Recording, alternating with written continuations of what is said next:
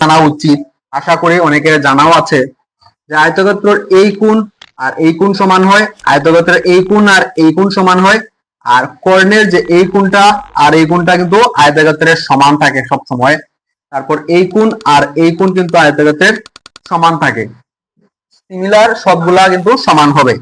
তো এখানে উপরের যে এই কোণটার মান দিয়েছে 162 মাইনাস 3x ডিগ্রি, এই কোণটার মান দিয়েছে। তারপর এটাকে দিয়েছে 2x ডিগ্রি। তো যেহেতু আমরা জানি এটা যদি 2x ডিগ্রি হয়, মানে আমরা জানি এই কোণ আর এই কোণ সমান, মানে এটা 2x ডিগ্রি হলে এটাও 2x ডিগ্রি হবে।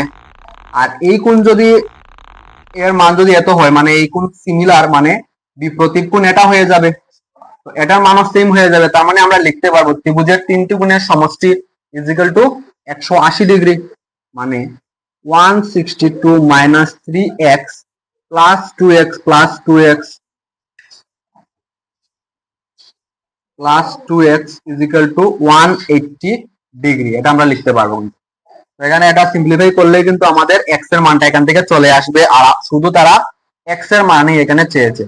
তো এখানে দুইটা চারটা x থেকে তিনটা x চলে গেলে একটা x থাকবে, আর 180 মাইনাস হয়ে যাবে 162, মানে x এর মান কত চলে আসবে এখানে 8 আর এদিকে 10, মানে 18, 18 ডিগ্রি, 18 চলে এসেছে আমাদের x এর মানটা।